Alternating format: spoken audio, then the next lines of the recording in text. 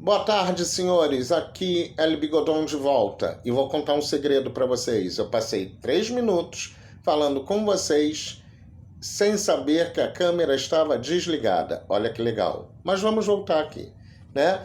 A gente já viu coesão referencial, termos, né? Numerais, pronomes, elipses, metonímias que servem para retomar um termo na frase, né, no texto, né? Coesão lexical, palavras que fazem, né, que estabelecem relação de sentido com outras palavras do texto, né? Os hiperônimos, hipônimos, sinônimos e antônimos. E agora nós vamos ver coesão sequencial, né? Coesão sequencial, o nome já diz, sequência. Então seriam palavras que servem para ligar o texto como um todo, mas ligar no sentido de ligar as orações de um período, ligar os períodos diferentes, porque é possível fazer isso, ligar parágrafos. Ou seja, eu estou falando fortemente das conjunções, que são palavras que ligam orações e que estabelecem com essas orações uma relação de sentido. Então, nós já demos conjunções no semestre passado. Então, o que eu vou trabalhar aqui, e nós vamos ver orações daqui a pouquinho, né, num próximo módulo. O que eu quero aqui é que vocês entendam como essa coesão sequencial é operacionalizada. Para isso, está no seu material de apoio uma aulinha básica sobre as conjunções, tá? Coordenativas e subordinativas. A gente só vai lembrar que conjunções coordenativas ligam orações coordenadas, que são orações independentes, mas que estabelecem uma relação semântica entre elas, tá?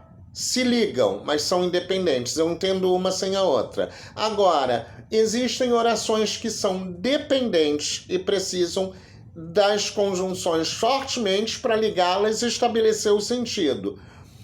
São as conjunções subordinativas. Então, tenho aquelas que só estabelecem sentido, mas que se elas forem retiradas, as orações continuam independentes. E tenho aquelas que existem para, além de fazer sentido, ligar orações que se dependem. Então, eu tenho conjunções coordenativas e subordinativas, tá? Dependendo da conjunção usada, muda o sentido. Vamos lá. O homem era idoso, mas sua jovialidade aparecia, embora os sorrisos viessem acompanhados pelas rugas de expressão. Olha só, era, aparecia e viessem. 3 verbos, nós vamos contar as orações pelo número de verbos. 3 verbos, 3 orações. Era, aparecia e viessem, tá? Repara que eu tenho 3 orações que elas precisam se interligar. Vamos lá na primeira e na segunda. O homem era idoso, mas sua jovialidade aparecia, tá? Olha só. O homem era idoso, mas sua jovialidade aparecia. Ideias opostas. Ele é idoso, tem um lado jovial. Então, esse mais é a conjunção adversativa que liga 2 ideias opostas. Ok? Vamos da segunda para a terceira. Sua jovialidade aparecia, embora os sorrisos viessem acompanhados pelas rugas de expressão. O que seria aí a regra? As rugas de expressão. O que é a exceção? A jovialidade que aparece apesar das rugas de expressão. Então, esse embora faz uma concessão às coisas que acontecem. Então, esse mais é uma conjunção coordenativa adversativa, da ideia de adversidade. Esse, embora, é uma conjunção subordinativa concessiva, da ideia de concessão. As orações se ligam através de palavras que demandam sentidos entre as orações. Então, a relação da primeira e da segunda oração é de adversidade, da segunda e da terceira é de concessão. Então, é isso que a coesão sequencial faz. Eu posso dizer, era um homem rico, também era extremamente feliz. Também é uma conjunção coordenativa e o sequenciamento está sendo feito em cima de adição, soma de ideias. Ok? Eu posso dizer também, fiquei em casa. Causa, porque choveu. Consequência, explicação. Esse porquê é uma conjunção coordenativa explicativa. Aliás, ficar em casa é consequência, chover é causa. Causa, choveu. Consequência, fiquei em casa. Então, aqui eu tenho uma explicação, ok? E essa conjunção é coordenativa e explicativa, ok? Bom, já vimos os mecanismos de coesão sequencial, a gente vai falar um pouquinho de coerência, tá? Vocês já devem ter ouvido falar disso muito com o professor Luciano. A gente vai falar um pouquinho mais agora. Olha só, um texto coerente, vamos minimizar aqui, é um texto claro, que a pessoa leia e o entenda. Mas existem, por exemplo, textos que aparentemente lidam com incoerências, né? Coisas que parecem absurdas, mas têm um motivo. Quando vocês pegarem lá nos exercícios Velha História do Mário Quintana, vocês vão ver, tá, claramente que aparentemente é um absurdo, uma incoerência, mas não é incoerente. Ele é um texto que vai falar de uma coisa, né, que o tema dele, na verdade, pede aquela aparente incoerência, né? Então, vamos lá. Coerência é quando eu tenho uma clareza textual e que o meu interlocutor consegue entender tanto a minha mensagem quanto as minhas intenções. Para isso, eu preciso ter algumas coisas dentro do texto. Conhecimento de mundo, né?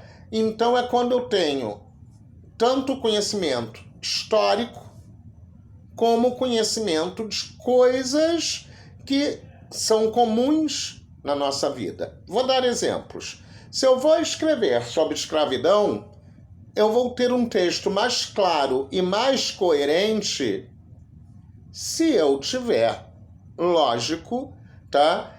Um conhecimento de como a escravidão foi no Brasil, como foi nas colônias americanas, como era o processo escravocrata, por exemplo, na Europa, se havia ou não, quais foram os períodos em que houve escravidão, para eu fazer comparações a essas questões, né? E mostrar que eu tenho conhecimento daquilo.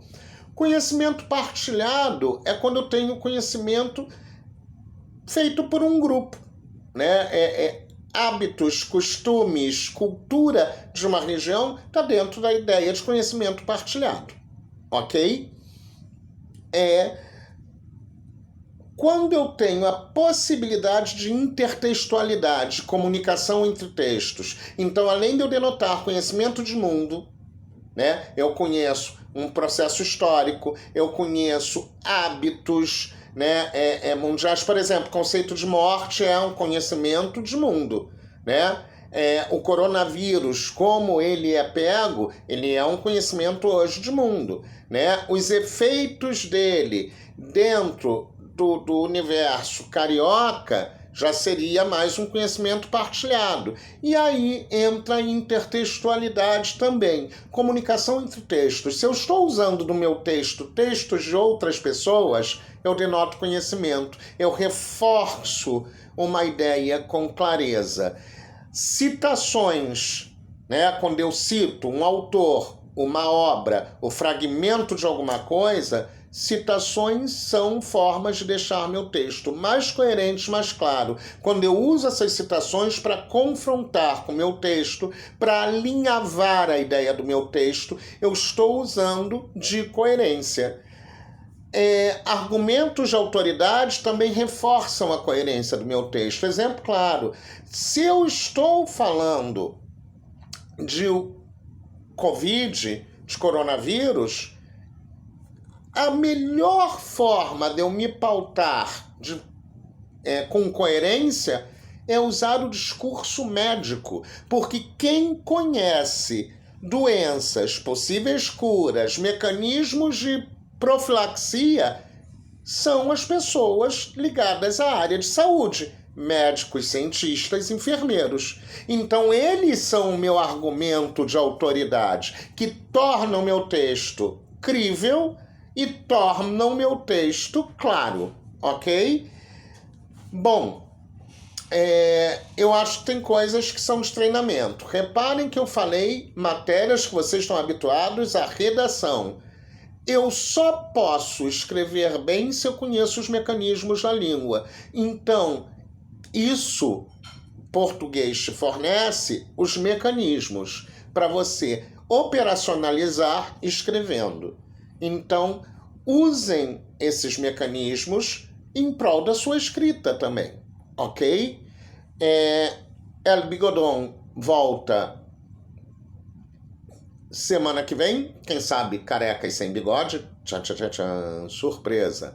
Façam os exercícios, assistam à videoaula, ao material de apoio e eu espero que vocês ouçam isso e venham, né? Me dará um enorme prazer estar com vocês ou amanhã, terça-feira, 14h, no plantão de literatura, ou quarta-feira, de 9h às 10h30, no plantão de língua portuguesa, ok? Um beijo!